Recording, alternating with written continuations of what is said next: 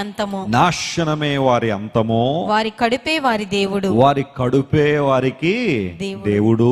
వారు తాము సిగ్గుపడవలసిన సంగతుల యందు, సిగ్గుపడాల్సిన విషయాల్లో అతిశయపడుతున్నారు. భూ సంబంధమైన వాటి యందే, భూ సంబంధమైన వాటి యందు మనస్సు నుంచుచున్నారు. చెప్పండి, ఏముంచుతున్నారట? ఇప్పుడు పౌలు భక్తుడు కొన్ని లక్షణాలు మాట్లాడుతున్నాడు. ఈ లక్షణాలు ఎవరిలో అయితే ఉన్నాయో వారు కూడా యేసు ప్రభు సిలువకు ఎలా నడుస్తున్నారంట? వాళ్ళు శత్రువులుగానే నడుస్తున్నారు. నాశనాన్ని అంతంగా పెట్టుకున్నారు. వారి కడుపే వారికి అంటే కడుపే దేవుడు అంటే అర్థం ఏంటి? పొట్ట కోసమే, పొట్ట కూటి కోసమే బ్రతికేస్తున్నాం. ఏది చేసినా ఆ పొట్టను పోషించుకోవడానికి అంతే. నేను బాగుంటే చాలు, నా కుటుంబం బాగుంటే చాలు, ఎంతమందిని మోసం చేసినా పర్వాలేదు, ఎంతమందిని ఇబ్బంది పెట్టినా పర్వాలేదు, ఎంతమంది నా ద్వారా కన్నీళ్లు పెట్టుకున్నా పర్వాలేదు, ఆ రోజు ఆ పబ్బం గడిచిపోయిందా లేదా